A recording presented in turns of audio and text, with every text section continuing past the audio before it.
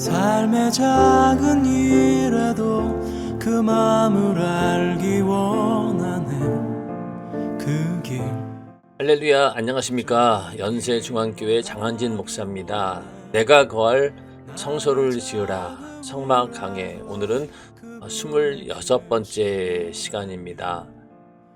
날씨가 점점 쌀쌀해지면서 가을이 깊어가는데 우리 교회도 이렇게 나무에 단풍이 들면서 가을이 익어가고 있습니다. 가을이 깊어간다라고 하는 것은 인생이라고 하는 이 시간도 참 금방 지나가는구나 라는 걸 느끼면서 다시 한번 2020년도 잘 마무리 짓고 또 우리 인생의 모든 시간들이 헛되지 않고 하나님 보시기에 합당한 또 하나님을 기쁘시게 하는 내 영혼의 때에 유익이 되는 하루하루가 되시기를 주님의 이름으로 축원하면서 오늘은 성막 강의 26번째 시간 함께 하도록 하겠습니다.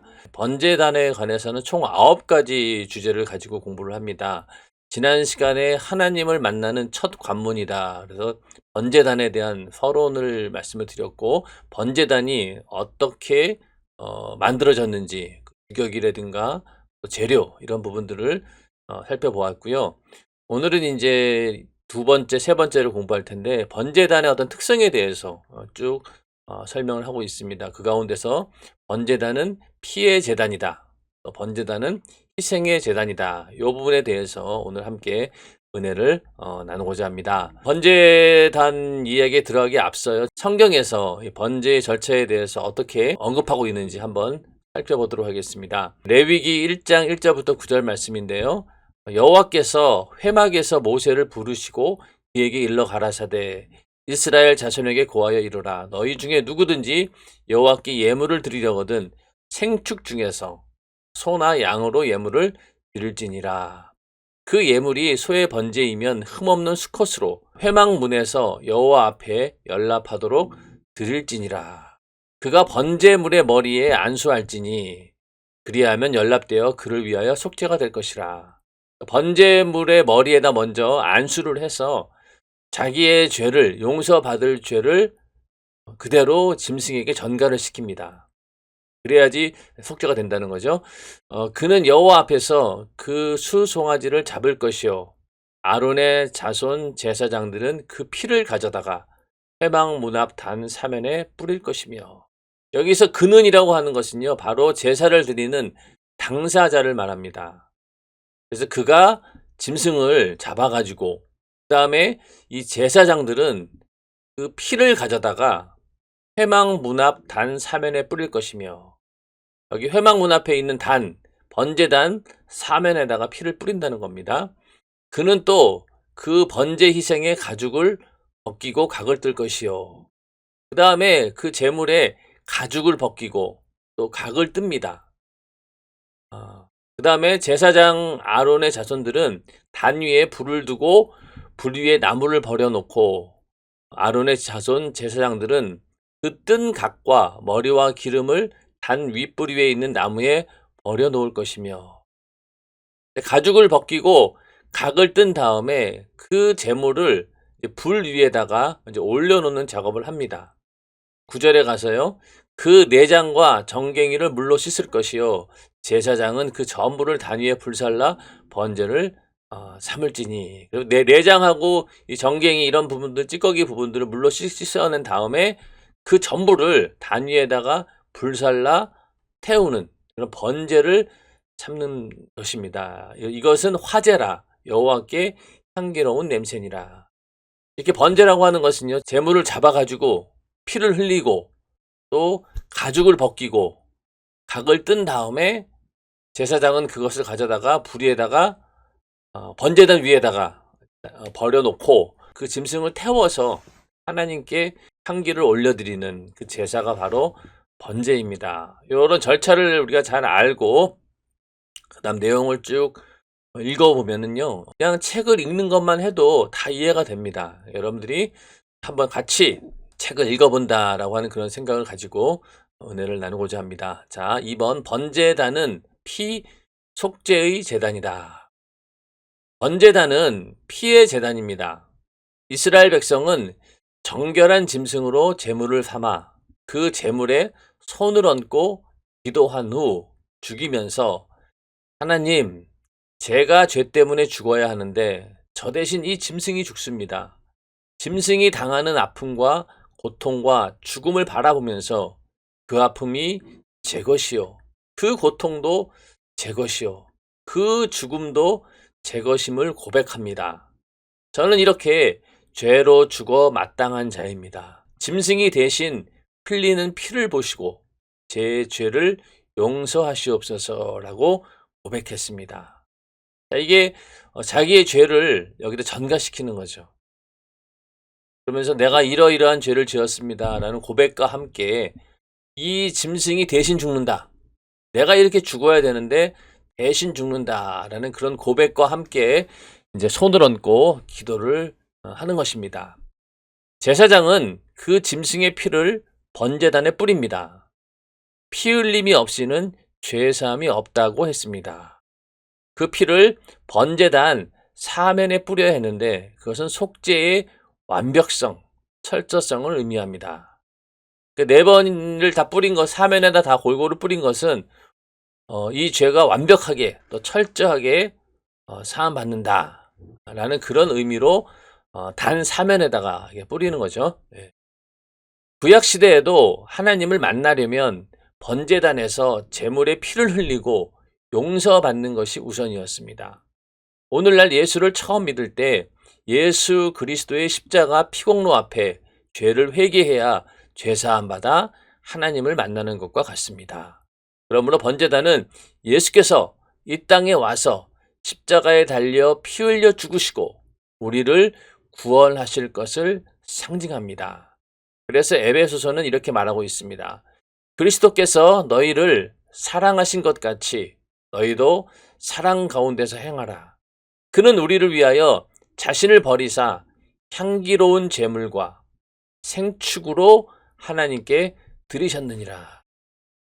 에베소서 5장 2절에 있는 이 말씀이 바로 주님께서 우리를 위해 십자가를 지셨는데 십자가의 죽음이 곧 하나님께 올려드리는 이 번제와 같다는 거죠.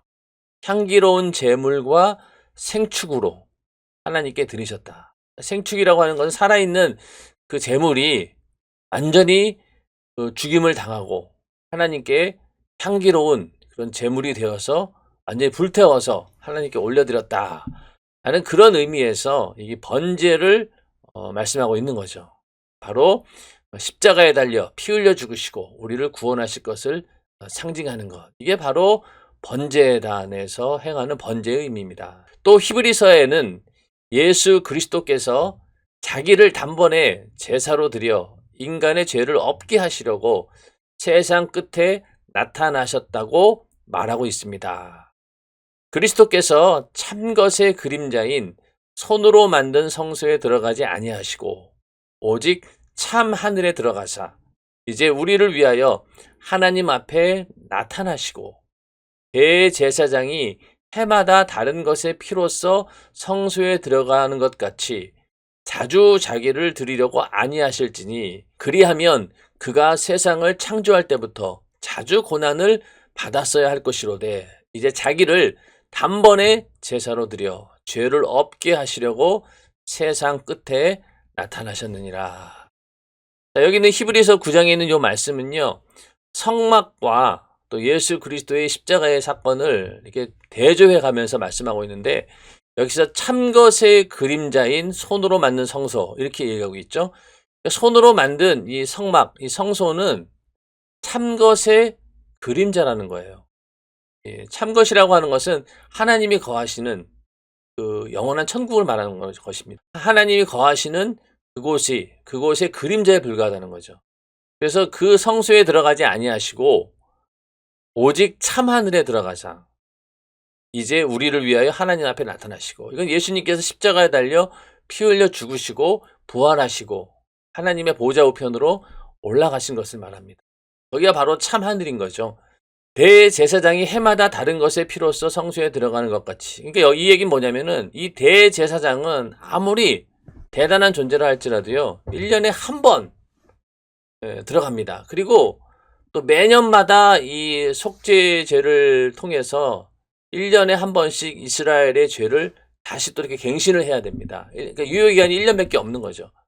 그러니까 만약에 예수님께서 그냥 대제사장으로 오셨다라고 하면은 매년마다 똑같이 십자가에 달려 피 흘려 죽으셔야 되는데 그게 아니라는 거예요.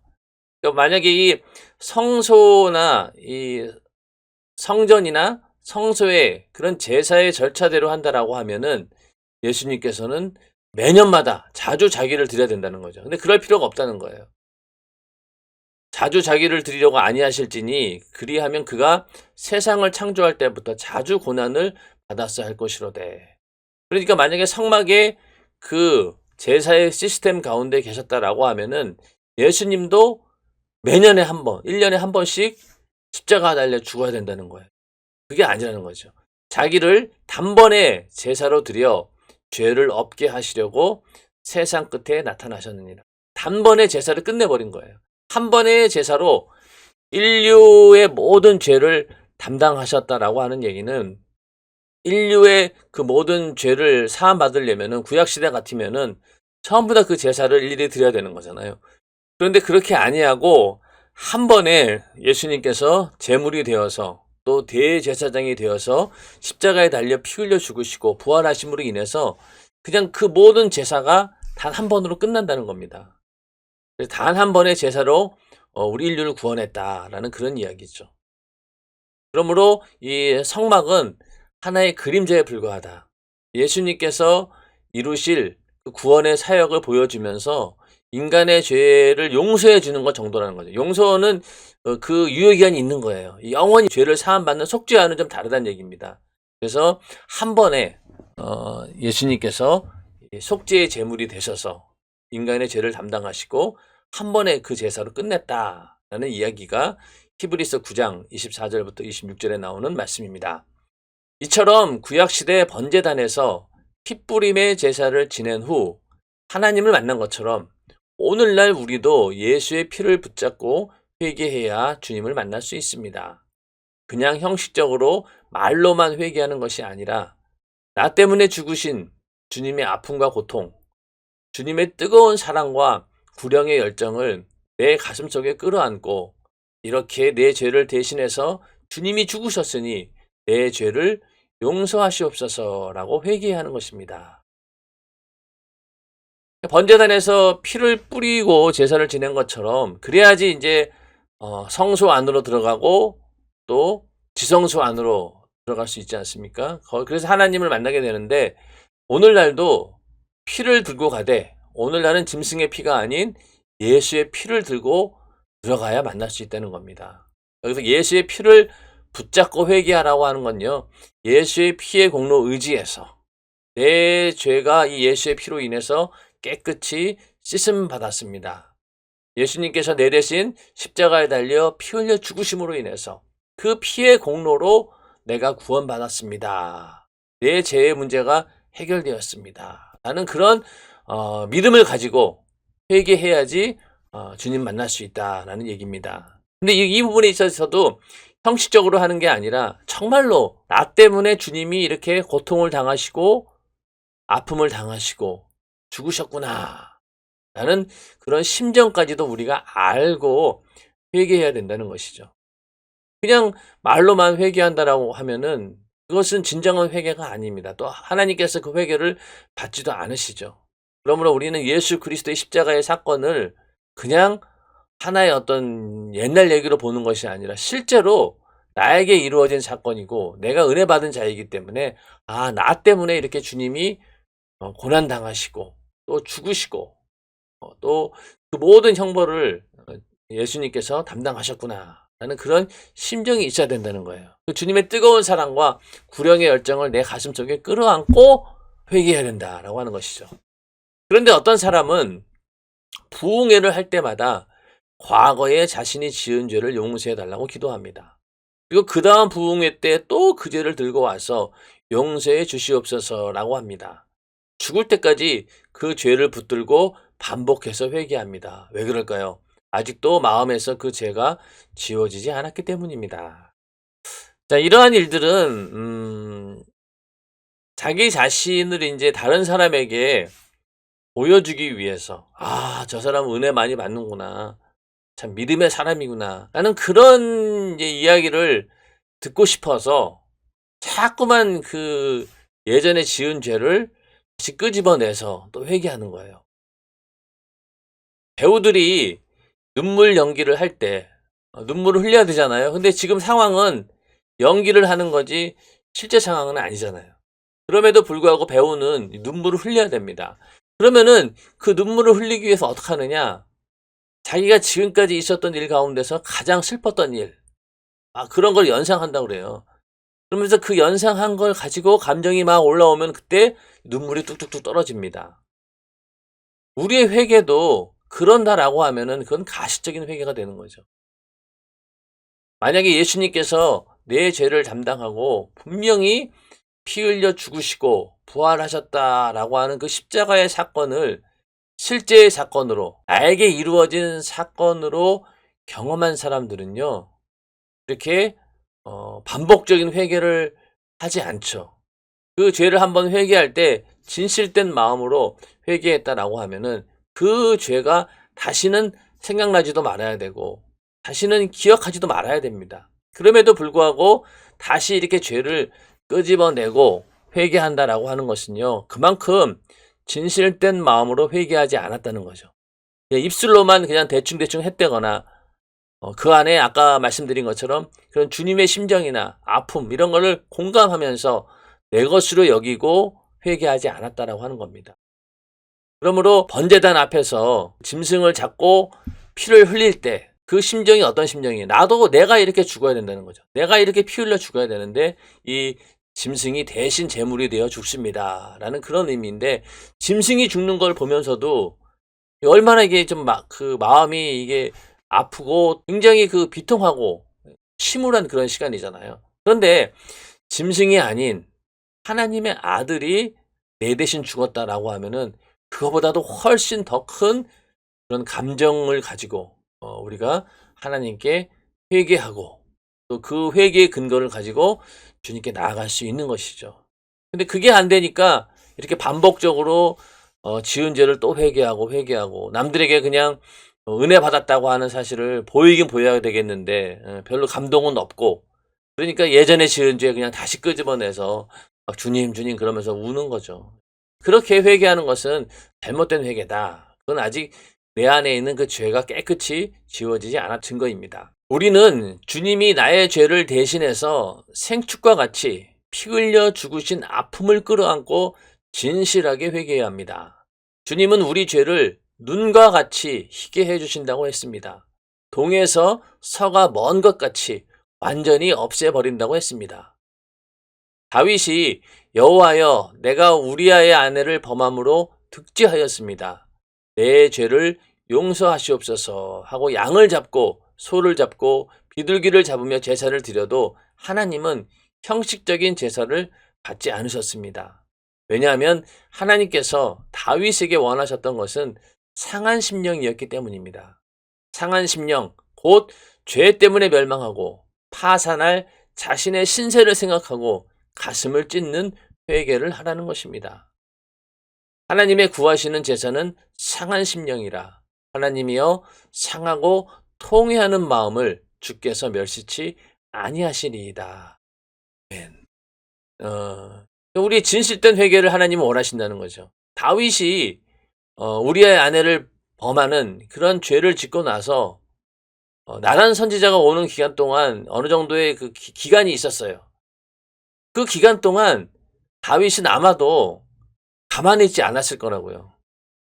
왜냐면은 자기가 그 우리아의 아내를 범한 그 죄를 덮기 위해서 우리아를 전쟁터에 보내서 죽게 하지 않았습니까? 그 정도로 사람을 죽일 정도의 그런 죄의 근성이 있었기 때문에 그 죄를 짓고 나서 다윗은 가만히 있지 않았죠. 자기가 가지고 있는 왕의 권세를 총동원해서 어떻게든 하나님의 마음을 돌이켜보고 자신의 죄를 감춰보고 해결해 보려고 노력했을 것입니다. 그런데 그게 다 통하지 않은 거예요. 제사를 드려보고 또 이렇게 저렇게 뭔가 해봐도 이게 안 되는 거예요. 결국은 하나님이 원하시는 것은 그 상한 심령을 들고 오라는 거예요. 네가 진실로 내가 죄인입니다. 내 죄를 정말로 하나님의 은혜 가운데 용서받기를 원합니다. 라는 그 상한 심령을 하나님께서는 기다리고 있었다는 거죠. 오늘날도 마찬가지로 우리가 하나님 앞에 죄를 회개할 때 예수의 피를 들고 가긴 들고 가되 그 안에 정말로 진실된 마음이 있느냐. 이 죄 때문에 내가 멸망하고 파산할 자다. 그런 신세를 생각하면서 가슴을 찢는 그런 회개를 과연 하고 있느냐. 이걸 지금 주님께서 묻고 있는 겁니다. 그래서 하나님께서 구하시는 제사는 상한 심령. 이게 최고의 제사라는 거예요. 아무리 양을 수천 마리를 잡고 소를 수백 마리를 잡고 뻑적지근하게 제사를 지낸다 하더라도 그게 중요한 게 아니란 겁니다. 제사 드리는 그 사람의 심정 가운데 상한 심령, 통회하고 자복하는 마음, 죄를 정말로 자각하고 이 죄 때문에 내가 죽을 수밖에 없는 존재였는데 하나님께서 나를 살려주셨습니다. 라는 그런 진실된 고백을 원하신다는 거죠. 오늘날 예수를 믿지 않는 세상 사람들은요, 우리 예수 믿는 사람들이 죄를 짓고 나서 회개하면 된다. 이런 거에 대해서 굉장히 불쾌하게 생각합니다. 왜? 죄를 지었으면은 대가를 지불해야지. 그렇게 말 한마디로 그냥 한다고 해서 죄를 사함받는다? 그러니까 기독교의 어떤 이 회개라는 것을 굉장히 우습게 여긴다는 거죠. 그런데 그 이면에는 뭐가 있느냐? 수많은 기독교인들이 회개를 그냥 내 죄를 그냥 해결하는 수단으로 사용했다는 거죠. 죄 짓고 나서 그냥 회개하면 되지. 또 죄 짓기도 전에 그냥 죄 짓고 나서 회개하면 되지. 이러한 예수 그리스도의 피를 너무나 싸구려 취급을 하다 보니 세상 사람들 눈에는 그게 참 가증스럽게 보이는 겁니다. 예수 믿는 사람들은 죄를 해결받은 사람인데 그 죄 때문에 하나님의 아들이 죽으셨고 내가 당할 그 고통을 그분이 담당하셨다라고 하는 그런 진실된 그런 고백이 있다라고 하면은 세상 사람들도 우리의 그런 진실된 모습을 보고 회개에 대해서 함부로 언급하지는 않을 겁니다. 그런데 우리가 너무나 싸구려처럼 여겨버리고 죄 짓고 또 그냥 회개하면 되지 이런 마음을 가지고 있다 보니 세상 사람들 눈에는 그게 참 너무나 가증스럽고 위선적으로 보였다는 거죠. 우리는 절대 그러지 말고 늘 회개할 때마다 이 상한 심령을 들고 나와야 됩니다. 그래야지만이 하나님께서도 이 제사를 받아주시는 거죠. 구약시대 사람들도 짐승 잡을 때 아무런 무덤덤한 그런 감정을 가지고 제사 지내지 않았다는 거죠. 그 짐승의 피를 흘릴 때 목을 따지 않겠습니까? 그때 그 목을 확 따면서 피가 팍 튈 거 아니에요. 그럴 때 어떤 생각하겠냐고요. 내가 이렇게 죽었어야 되는데. 또 가죽을 벗기고 각을 뜨는 그 모든 과정 가운데서 마음이 편할 수가 있겠냐고요. 절대 없죠. 오히려 아마 오늘날 우리보다도 더 비장한 각오를 가지고 정말로 죄에 대해서 부들부들 떨면서 두려워하는 마음을 가지고 제사에 임했을 거예요. 근데 오늘날 우리는 그런 절차도 요구하지 않고 그냥 말로만 하잖아요. 그러니까 오히려 더 경각심을 덜 가질 수 있다는 겁니다. 우리는 구약시대 사람들보다 훨씬 더 큰 은혜를 받은 자들인데 그러므로 우리는 더 상한 심령을 가지고 주님 앞에 나와야 된다는 것입니다. 자, 하나님께 죄사함을 받으려고 회개로 나아갈 때는 양이 죽듯 내가 죽어야 하는 아픔과 고통을 고스란히 붙들고 그 앞에 서야 합니다. 주님이 십자가에서 내 대신 찢기시고 피 흘리신 그 심정으로 자신의 죄를 내놓고 회개하는 자만이 죄에서 자유할 수 있다는 말입니다. 오늘날 교회에서도 이런 피 흘림의 역사가 있어야 합니다. 만약 목사가 설교하면서 예수의 피를 말하지 않는다면 어떻게 되겠습니까? 예수만이 내 죄를 사하실 분인데 말입니다. 그분의 피만이 생명인 것입니다. 설교는 예수를 말해야 하기에 무슨 설교를 하더라도 예수 이야기를 제일 먼저 해야 합니다. 성막에 들어가면 제일 먼저 번제단을 바라보는 것처럼 교회에 오면 가장 먼저 나를 위해 죽으신 예수 피의 공로를 만나도록 언제나 예수를 말해야 합니다. 자, 쭉 저희 아까 말씀드렸던 그런 내용들이 다 이제 포함이 되어 있는데 하여튼 심정 양이 죽듯 내가 죽어야 하는 그 심정을 가지고 나와야 된다. 그래서 오늘날 교회에서 이 예수의 피를 만나게 해줘야 된다는 것. 그러므로 이제 교회에 오시는 성도님들이 목사님의 설교를 들으려고 오죠. 근데 목사님의 설교를 들으면서 내가 죄인인지도 깨닫지도 못하고 이 죄를 해결해 줄 수 있는 예수에 대한 이야기도 하지 않고, 그럼 어떻게 되겠어요? 그냥 도덕적 윤리적인 그런 이야기, 또 정치적인 이야기, 사회적인 뭐 분위기, 사회적으로 뭐 세상 돌아가는 이야기, 그런 이야기로 시간을 다 보낸다라고 하면은 정작 그 말씀을 듣고 죄를 깨닫고 회개해서 내 영혼이 살아나야 되는 그런 일들이 전혀 생기지 않는다는 거죠. 그러므로 교회에서 전해지는 모든 예배 가운데, 또 우리가 행하는 모든 하나님을 향해 올려드리는 예배의 요소마다 예수의 피가 있어야 되는 겁니다. 예수가 있어야 된다는 거죠. 우리 연세중앙교회는 찬양할 때도 예수의 피에 대한 찬양을 하고, 목사님의 설교도 하나님 말씀을 전하고, 그 죄로 인해서 너희는 죽게 되었다. 그리고 그 죄를 어떻게 할 것인가? 예수의 피의 공로 의지해서 회개하라. 그 다음에 성령이 너희와 함께 하시면서 너희가 다시는 이런 죄를 짓지 않고 이제는 하나님 말씀대로 살 수 있도록 하나님께서 그 능력을 주실 것이다. 이런 이야기가 계속해서 전해져야 되는 겁니다.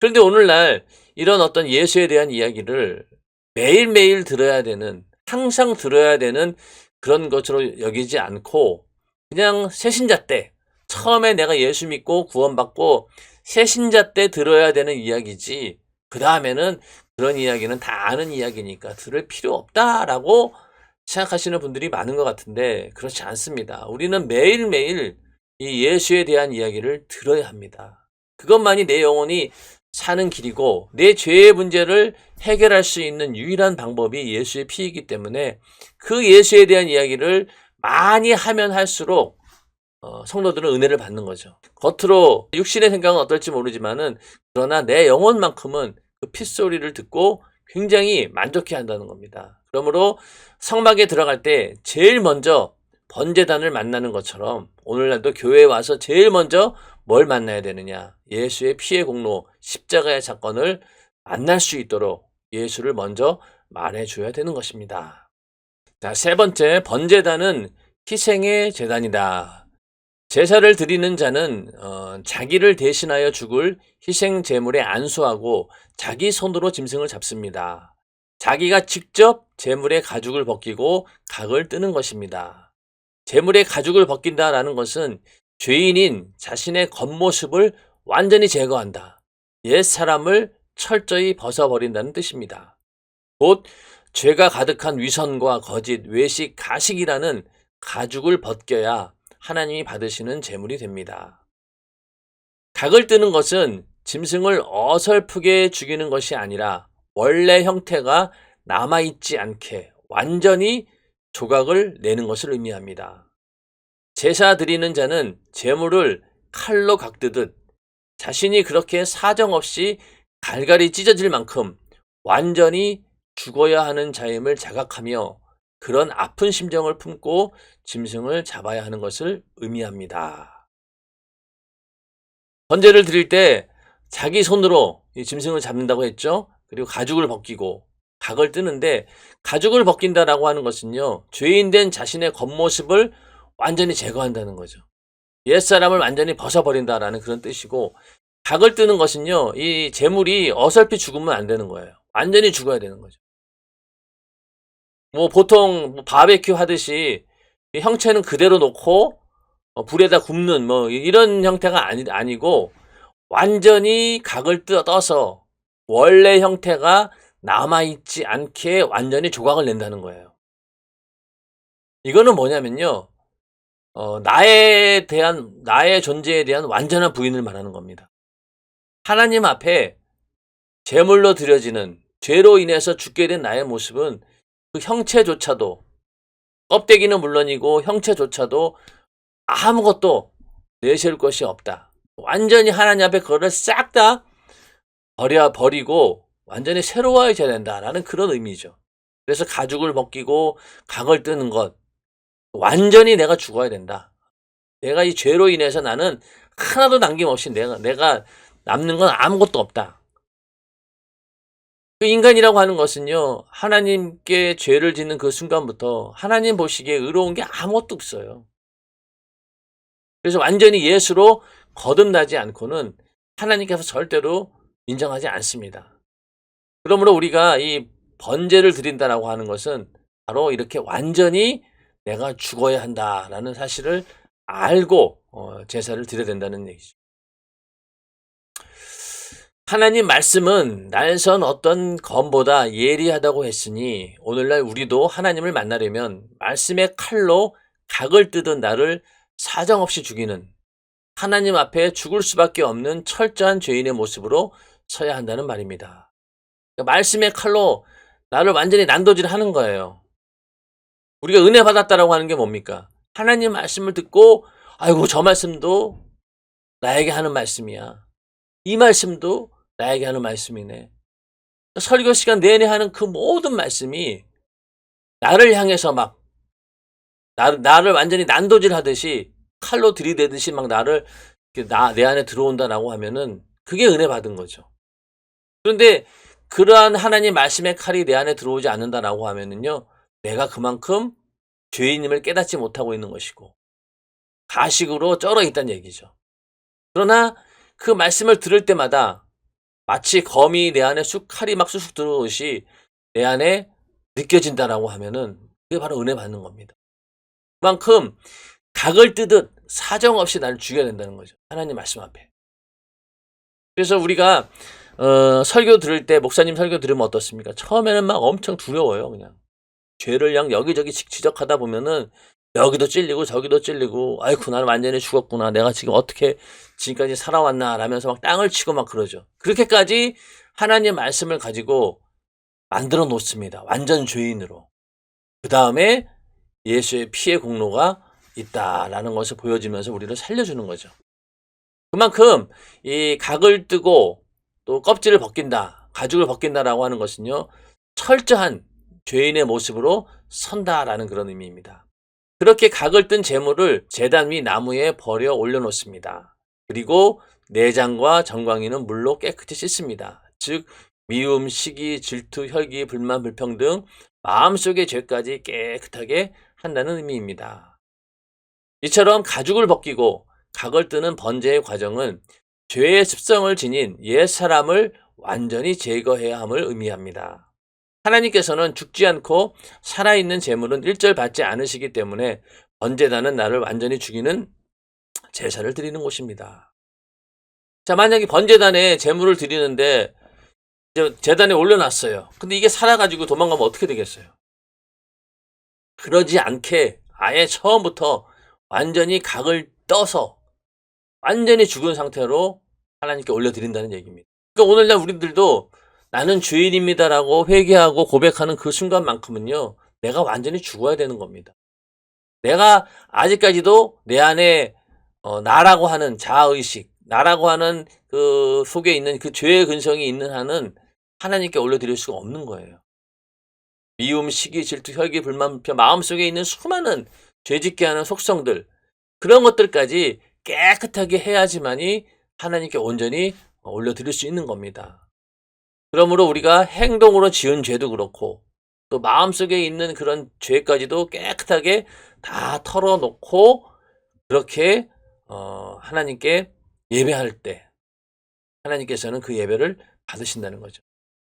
이와 마찬가지로 이 시대 우리가 드리는 예배도 하나님께서 나를 받으실 만큼 내가 완전한 희생 제물이 되어 주님이 나를 마음대로 하시도록 자신을 내놓는 시간이 되어야 합니다. 내 죄를 끄집어내고 나를 완전히 내려놓으며 하나님께서 주시고자 하는 축복을 마음껏 누리는 것이 바로 예배입니다. 여기 예배를 드릴 때 남아있으면 안 되는 거예요. 예배를 드리면서 하나님 앞에 회개할 때마다 그 죄가 깨끗이 사라져야 되는데 이런 죄는 회개하고 저런 죄는 남아있고 이러면 안 되는 거죠.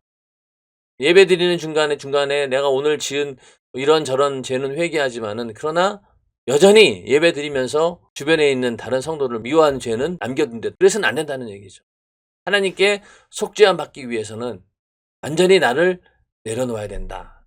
그래서 이 재물이 전혀 움직이지도 않고 그냥 그 재물에 충실하려면은 완전히 죽어서 형체도 없어야 된다는 겁니다. 그래서 각을 떴기 때문에 다루기도 쉬울 거 아니에요. 다루기도 쉽지 그러니까 각을 뜬 거 그냥 그대로 고기 덩어리 그냥 올려놓을 수 있잖아요.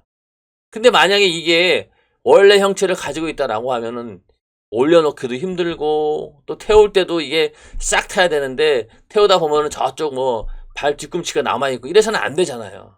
그래서 완전히 가죽을 벗기고 각을 뜨고 속 내장까지도 깨끗이 씻어가지고 다 모아서 한꺼번에 불에 태워가지고 샥 올려드리는 겁니다.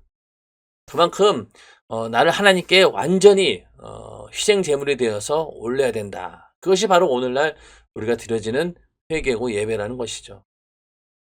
그러니까 이 성막은요, 전부 다 오늘날로 치면은 오늘날 우리가 드려지는 예배를 그대로 얘기하고 있는 것입니다. 성막이 어떤 모양을 가지고 있고 뭐 이런 것도 중요하지만 더 중요한 것은 오늘날 이 구약시대 사람들이 성막을 통해서 제사 드렸을 때 그 심정, 그 믿음, 우리도 그거보다도 더 큰 믿음을 가지고 하나님께 예배해야 된다. 그것을 가르쳐 주기 위해서 성막을 통해 하나님께서는 말씀하고 있는 겁니다. 예수 그리스도께서는 십자가라는 제단에서 자기 자신을 번제물로 드리는 희생의 제사를 드렸습니다. 근본 하나님의 본체이신 전지전능하신 절대자의 능력과 하나님의 아들이라는 권세를 다 버리고 생축처럼 십자가에 못 박혀 죽으심으로 자신을 희생하셨습니다. 그 희생의 죽음으로 인류의 죄를 단번에 사하시고 우리를 죄에서 저주에서 질병에서 영원한 지옥의 멸망에서 구원하셨습니다. 그래서 십자가를 상징하는 번제단은 희생의 제단입니다. 그렇다면 그리스도의 보혈과 성령과 말씀으로 거듭난 우리도 역시 주님의 몸된 교회에서 희생의 제단이 되어야 합니다. 주를 위해 물질도 명예도 체면도 육신도 목숨까지도 희생하는 것이 바로 신앙생활입니다. 아무리 내가 가죽을 벗겨내고 각을 뜰 정도로 극심한 고난을 당한다 할지라도 주를 위해서라면 아멘 그리하옵소서 하고 묵묵히 희생을 감내하는 것이 참된 그리스도인의 자세입니다. 자, 여기서 이제 우리가 교회의 어떤 희생의 제단의 역할을 한다라고 하는 것인데, 우리가 주님 앞에 내가 뭐 희생한다라고 하는 말은 어울리지 않습니다. 우리가 주님 앞에 내가 뭘 봉사한다라고 하는 말이 어울리지 않는 것처럼 우리는 주님 앞에 희생할 수가 없어요. 내가 뭔가 희생해가지고 주님을 도와주는, 이롭게 하는 그런 처지가 아니라는 겁니다. 우리의 희생은 철저하게 영혼을 살리는 일입니다. 주님께서 하신 그 일에 동역하는 일에 나를 희생하는 것이지 나의 희생 자체가 내가 받은 그 은혜를 갚는다. 이게 아닌 거예요. 우리가 하는 충성은요, 내가 뭐 은혜에 보답한다라고 하긴 하겠지만 그게 보답이 되겠습니까? 안 되는 거죠. 우리는 그 은혜에 감사해서 충성할 뿐이고 주님께서 그렇게 나를 위해서 희생의 죽음으로 나를 살리신 것처럼 나도 주님의 몸된 교회를 위해서 충성을 다하고 또 영혼을 살리는 일에 그 일에 내가 나의 모든 것을 쏟을 때 그것이 값진 희생이 되는 거죠. 그러나 내가 받은 주님께서 나에게 베푸신 그 은혜를 내가 갚기 위해서라든가 내가 그 행위를 내가 보답하기 위해서 내가 뭔가 이렇게 희생을 한다? 그건 아니란 얘기죠. 그런 마음을 가지고 있으면은요, 내가 교회에 희생을 하고 있다. 그러면은요, 반드시 그 대가를 받으려고 합니다. 그러나 받은 은혜가 감사해서 충성하는 사람들은요, 절대로 그 희생의 대가를 요구하지 않아요. 그러니까 죽도록 충성한다고 해서 누가 알아주지 않아도 거기에 대해 서운하지도 않고 아무도 알아주지 않는 것 자체가 그냥 감사할 뿐이에요.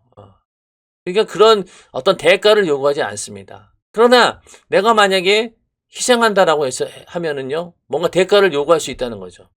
그러나 주를 향한 충성에는요, 절대로 대가를 요구할 수 없는 그냥 죽도록 충성할 뿐이에요. 왜? 감사하는 마음 그것 자체로.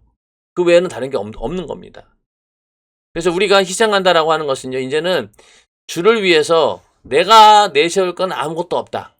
나는 이제 완전히 주 앞에서 이미 죽은 자였고 다시 거듭나서 살아난 자이기 때문에 이제 예전 것은 기억하지 않겠다. 이제 완전히 나는 새로운 피조물로서 이제는 오직 물질도 명예도 체면도 육신도 이 목숨까지도 내가 주를 위해서 아낌없이 바칠 수 있다라는 그런 믿음으로 하는 것이 바로 신앙생활이라는 거죠. 그리고 어떠한 상황이 오더라도 극심한 고난을 당한다 할지라도 가죽을 벗겨내는 게 그 짐승으로서 참 이게 쉬운 일이겠어요? 각을 뜰 정도의 그 고통 그런 것도 감당하고 주를 위해서라면 묵묵히 그 희생을 내가 감당하겠다. 그런 어떤 고백이 우리 안에도 있어야 된다는 겁니다. 그러나 오늘날 많은 그리스도인들이 번제단의 희생 제물과 예수 그리스도가 직접 보여주신 십자가의 희생을 본받지 아니하고 자기 스스로 믿음의 기준을 정해놓고 이렇게 믿으면 되겠지, 이 정도 하면 되겠지 하고 자위하며 믿음을 제한합니다. 분명히 그 제단에서 껍질을 벗기고 각을 뜨라고 했는데 그렇게 하지 않은 거예요. 완전히 자기 자신을 부인하지 않는 거죠. 그러면서 믿음의 기준을 내 스스로 정합니다. 싹 죽지 않고 어설프게 살아있는 거예요. 그러면서 이 정도면 되겠지. 저 정도만 하자. 어떤 사람들은 나는 주일 예배만 드려. 그 이상은 난 할 수 없어. 완전히 죽은 재물이면 그렇게 말할 수 있겠냐는 거죠. 완전히 죽은 재물은 말이 없습니다. 그냥 시키는 대로 하는 거예요. 그런데 이 정도 믿으면 되겠지, 저 정도 되면 되겠지라고 생각한다는 것 자체가 내가 하나님 앞에 재물로서 완전히 죽지 않았다는 증거입니다. 그러니까 그런 내 안에 나의 근성들이 나타나는 거죠. 나의 주장이 나타나는 거죠. 우리는 구약시대 성막의 번제단을 통해 어떻게 제물을 준비하여 제사를 지내야 하는지 가르쳐 주신 대로 예수 그리스도가 십자가에서 보여주신 희생 제사의 모형대로 자신을 드리는 희생의 삶을 살아야 합니다. 바울은 내가 그리스도와 함께 십자가에 못 박혔다라고 고백했습니다. 자신이 예수와 함께 십자가에 못 박힘으로 죽었다는 것입니다. 세상이 부르면 달려가던 내가 죽고 죄짓기를 사모하던 내가 죽고 육신의 정력을 불태우던 내가 죽는 것이 그리스도와 함께 십자가에 못 박힌 삶입니다. 사도 바울이 십자가에 못을 박았다라고 하는 것은요, 예전에 나는 완전히 십자가에 못 박혀서 사라졌다. 이 얘기는 성막의 예를 든다면은 나는 이미 껍질을 벗기고 각을 떠서 불태워가지고 완전 없어진 것처럼 이제 나는 없다는 얘기예요. 그렇게 내 자신의 모든 것들을 하나님께 다 드렸고 이제는 예전 것은 없다는 겁니다. 완전히 예수와 함께 십자가에 못 박았다라고 하는 것은 바로 그런 의미죠. 옛날 게 다시 있으면 안 되는 거예요. 완전히 싹 다 버리고 이제는 내가 주님과 함께 영원히 그 고난의 길을 함께 가겠습니다. 라는 고백이 바로 오늘 예수 믿는 사람들의 고백이죠. 그런 고백을 어떻게 우리가 표현합니까? 침례받을 때 그 고백을 하는 겁니다. 물론 우리가 처음에 예수를 믿을 때 신앙 고백 가운데도 이런 고백을 하겠지만은 그것을 확실한 어떤 하나님의 정하신 예식으로 하는 것이 바로 침례이죠. 침례받을 때 물속에 들어가는 순간 옛 것은 완전히 사라지고 다시 물에서 나오는 순간 이제는 예수 안에서 새로운 피조물로 주님과 함께하는 삶을 살겠습니다. 고난도 마다하지 않고 하나님과 함께 주님과 함께 영원히 이 좁은 길을 십자가의 길을 나도 가겠습니다. 라는 그런 고백이 나오는 거죠. 이게 바로 오늘 우리가 공부하고 있는 번제단에서 드려지는 그 제물의 모습을 보면서 오늘날 우리의 삶도 그렇게 살아야 된다. 예수와 함께하는 이 완전히 십자가에 못 박는 내 자신을 완전히 십자가에 못 박아 버리고 이제는 오직 내 안에서 예수만 드러내는 그런 삶을 살아야 된다라고 말씀하고 있는 것입니다. 이 시대를 살아가는 우리 그리스도인도 불신앙으로 하나님을 반항하던 나는 이제 죽고 오직 하나님이 움직일 나만 남아 있어야 합니다. 하나님이 나를 통해 역사하실 나만 남아 있어야 합니다. 그것이 바로 그리스도인의 삶입니다. 주님, 다른 목소리를 들을 귀가 없고 다른 것을 바라볼 눈도 없습니다. 다른 것을 말할 입술도 없고 다른 것을 사고할 생각도 없습니다. 오직 100% 당신만이 장악할 나만 남았고 나머지는 완전히 죽었습니다. 하는 고백으로 사는 것이 그리스도인입니다. 이런 사람만이 사나 죽으나 나는 주의 것이라고 말할 수 있습니다. 자, 오직 하나님이 움직일 나만 남아 있어야 된다. 또 하나님이 나를 통해 역사하실 나만 남아 있어야 된다. 하나님께서 나를 쓰시고자 하는 일에 방해되는 것들이 나에게 있어서는 안 된다는 거죠. 고집이라든가 또 완악한 마음, 또 불만 불평 이런 것들이 항상 보면은 하나님께서 나를 사용하자 할 때 이 걸림돌 방해가 되는 거거든요. 그게 없어져야 된다는 거예요. 그게 없어야지만이 번제단의 제물과 똑같은 상황이 되는 거예요. 조금이라도 있다라고 하면은 각이 덜 띄어졌든지 껍질이 덜 벗겨졌든지 뭔가 제물에 문제가 있는 겁니다. 그러나 우리가 완전히 번제단의 제물처럼 없어졌다라고 하면은 내 안에 그게 남아있으면 안 된다는 얘기죠. 그래서 우리가 늘 회개하고 하나님이 쓰시기 합당한 사람으로 만들기 위해서는 이렇게 번제단의 제물처럼 나를 완전히 뻗겨내고 잘라내고 해가지고 없애버려야 된다. 그래서 다른 목소리를 들을 귀도 없고 눈도 없고 입도 없어요. 그냥 주님께서 내 귀도 눈도 입술도 다 장악하셔서 나를 쓰시기 바랍니다. 나는 완전히 죽었습니다. 이게 바로 그리스도인의 삶이죠.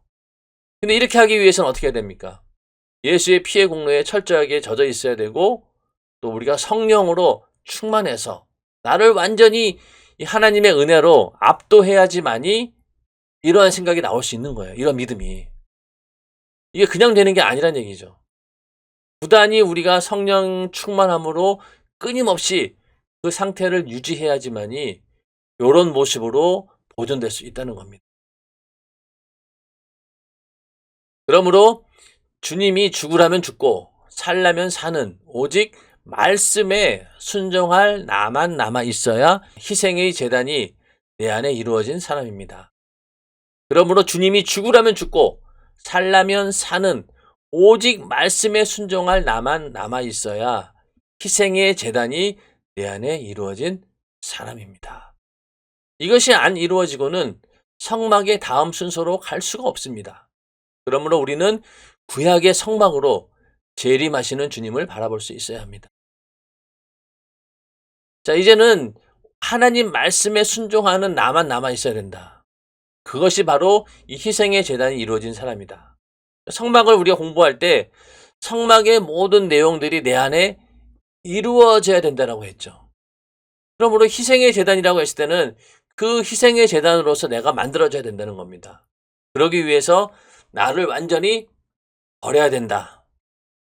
그렇게 말씀을 드린 거고, 그렇게 버리고 오직 하나님 말씀에만 순종할 때, 주님의 음성만 듣고 움직이는 자가 될 때, 우리는 내 안에 희생의 제단으로서 만들어진 거죠, 내가.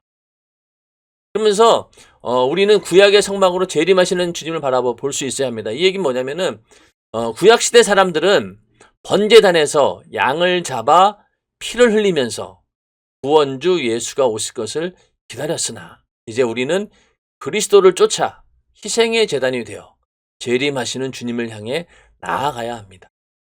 마지막 최후의 주님 만나는 그날까지 내가 죽어 희생하는 번제단 같은 십자가를 진 삶을 살아야 합니다. 자, 구약시대 사람들은 그런 제사를 드리면서 메시아를 기다린 거예요.